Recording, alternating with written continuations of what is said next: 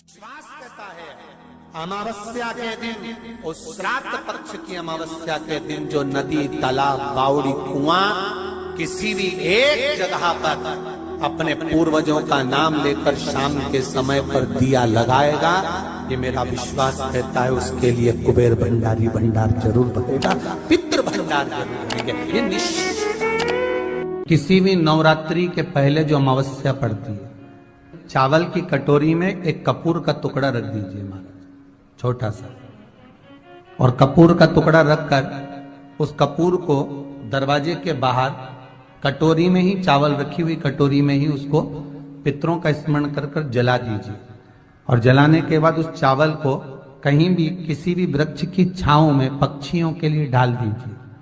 शिव महापुराण की कथा कहती है, अगर मान लो पितृ आपको कष्ट दे रहे हैं, पितृ आपको तकलीफ दे रहे हैं, कोई काम नहीं होने दे रहे हैं, या कहीं आपको ऐसा लगता है कि पितरों का दोष है, तो वो पितृ दोष देवी, अब ये जो आप करेंगे ये कब कर रहे हैं? अमावस्या के दिन आप उसको रख रहे हैं। अमावस्या के दिन उसको रखकर रात भर आपने रखा कपूर के साथ में, सुबह एकम पड़ गई, नवरात्रि लग गई, उसी दिन उसको जला, कोई तकलीफें लग रही है तो एक पीपल का पत्ता ले लो, उसके ऊपर एक कपूर का टुकड़ा ले लो, सारे घर में घुमाकर उसको दरवाजे के बीच मध्य में जलाकर रख दीजिए, थोड़ी सी देर जला दीजिए।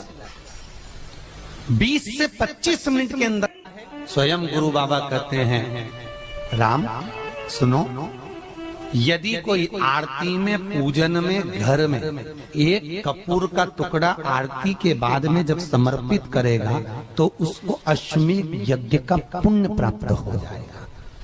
अश्वमेध यज्ञ के पुण्य को पाने के लिए कपूर का टुकड़ा आज भी आरती में जलाया जाएगा, आज भी। एक कपूर का टुकड़ा सुखा का, इसीलिए हमारे यहाँ शास्त्र कहता है महाराज, जब आपको घर में अगर ऐसा लगने लगे कि 15 दिन से बहुत बेचैनी है, बहुत दुख तकलीफ लग रही है, कोई ना कोई बीमार पड़ रहा है, कुछ ना कुछ तकलीफें लग रही है, तो एक पीपल का पत्ता ले लो, उसके ऊपर एक कपूर का टुकड़ा ले लो, सारे घर में घुमाकर उसको दरवाजे के बीच मध्य में जलाकर रख दीजिए, थोड़ी सी देर जला दीजिए।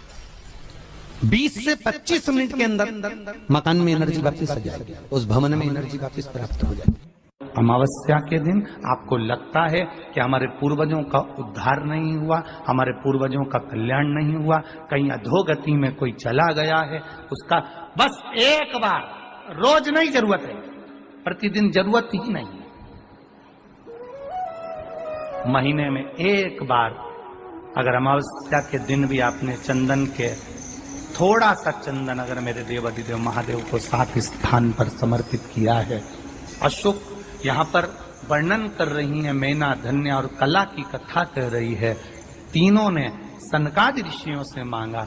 चंदन भगवान को अति प्रिय होता है, और चंदन ही एक ऐसा होता है जो पितरों को भी प्रिय होता है, जिसका स्पर्श मात्र लगने से पूर्वजों का कल्याण हो जाता है। वो चंदन का 7 स्थान शिवलिंग के बताए हैं, जहां पर भूल से भी अगर कोई चंदन की उंगलियां लगा देता है, 7 स्थान ऐसे हैं जहां चंदन की मात्र उंगलियां लगा देने से ही शिव पितृलोक के पितरों को मुक्ति प्रदान करके वैकुंठ लोक का निवास देते। और वो 7 स्थान जो चंदन के बताए गए, पहला भगवान देवाधिदेव महादेव के शिवलिंग पर चंदन का लेपन, समझ लेना जरा बहुत अच्छे से। आपको लगता है स्वप्न में कोई मुर्दे दिख रहे हैं, या कोई जल रहा है, या कोई मर रहा है, या कोई चला गया है, ऐसा भय लगता है, बच्चों को मानी भेजूंगी ऐसा हो जाएगा, पति को मानी भेजूंगी ऐसा हो जाएगा, कोई हमारे कोई गलत तो नहीं कर रहा है, आपको लगता है। 7 स्थान चंदन के बताएं महाराज। पहला शिवलिंग, दूसरा जहां गणेश जी का स्थान है, मालूम है ना सबको, जम के बोलो जरा, मालूम है ना सबको, जहां गणेश जी का स्थान है वहां अलग से गणेश जी बैठे, वहां नहीं, शिवलिंग में जलाधारी के ठीक सामने राइट में गणेश, लेफ्ट में कार्तिकेय, बीच में अशोक सुंदरी।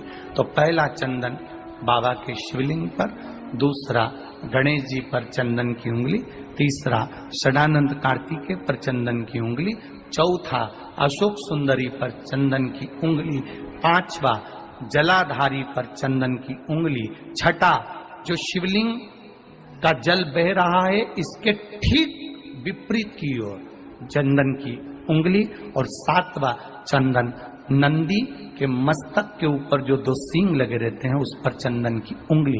ये कब लगाई जाती है?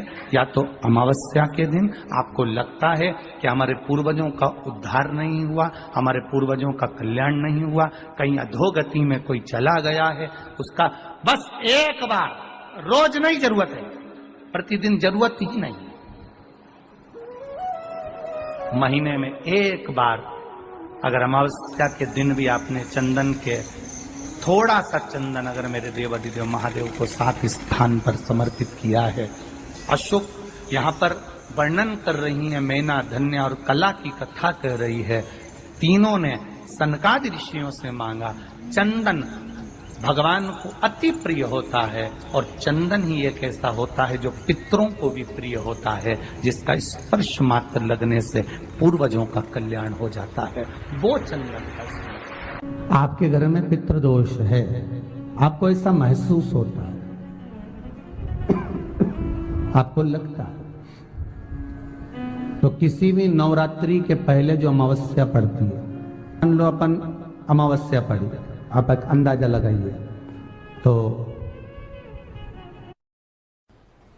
यार अभी ना मुझे एक ऐप मिली एस्ट्रोटॉक नाम की। अबे नहीं, मैं कुछ रिव्यू नहीं कर रहा हूं। जिस दिन अमावस्या रहे उस दिन चावल की कटोरी में एक कपूर का टुकड़ा रख दीजिए महाराज, छोटा सा, और कपूर का टुकड़ा रखकर उस कपूर को दरवाजे के बाहर कटोरी में ही, चावल रखी हुई कटोरी में ही उसको पितरों का स्मरण कर कर जला दीजिए।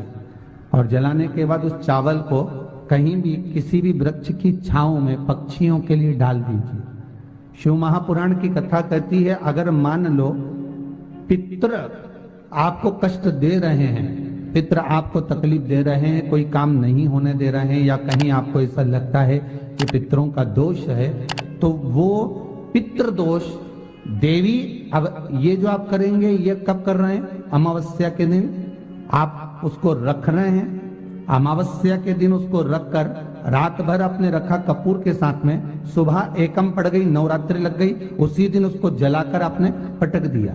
अर्थात उससे देवी और पितृ इन दोनों का आशीर्वाद जो प्राप्त होता है, तो घर में से पितृदोष समाप्त होकर लक्ष्मी की वृद्धि प्रारंभ हो जाती है, कार्य में सिद्धता आ जाती है।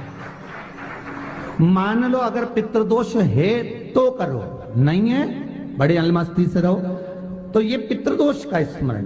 तो यहाँ शास्त्र कह रहा है कि पितरों का जो लोक होता है, पितर जो लोक होता है, उस पितृलोक में 64 योगिनियां प्रवेश नहीं करती। शिव महापुराण कह रही है, शंकर की कथा कर रही है। अमावस्या के दिन प्रदोष काल में, प्रदोष के समय पर, प्रदोष काल में शाम के समय पर जाकर किसी भी नदी, तालाब, बावड़ी, कुआं, कहीं ना कहीं जो आपके पास में हो, वहां पर एक घी का दिया, बत्ती का मुंह दक्षिण की ओर कर कर अवश्य जला कर जाना, सारे पितृदोष समाप्त हो जाएगा। अगर नदी, तालाब, बावड़ी, कुआं नहीं है तो पीपल का वृक्ष हो या बेलपत्री का वृक्ष हो या बट का वृक्ष हो, उसके नीचे लगा दो प्रदोष काल में। पर अमावस्या के दिन लगाएं जरूर। क्यों?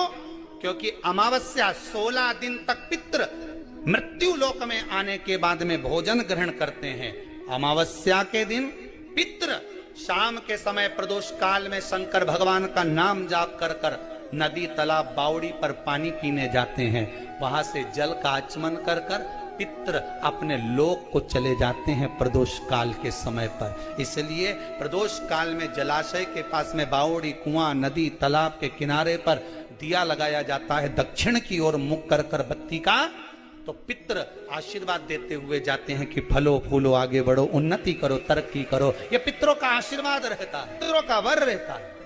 आप देंगे, कुछ करा ना करा, फिर अमावस्या के दिन उस दिन दिया दक्षिण की ओर बाती का मुख कर इनके यहाँ पितृदोष होता है, काल सर्प दोष होता है, वास्तु दोष होता है, उनको ज्यादा कुछ नहीं करना होना। महाराज एक बेल का फल लीजिए, फल बेलपत्री का जो फल होता है उसको ले लो, उसके अंदर का जो गुर्दा होता है, अंदर का जो भाग होता है उसको निकाल दीजिए और उस बेल के फल में आटा सेक कर उसमें शक्कर मिलाकर उसको उसके अंदर भर लीजिए। अमावस्या के दिन सुबह 10 बजे से पहले उस बेल फल में जिसमें तुमने पंजेरी भरी है आटा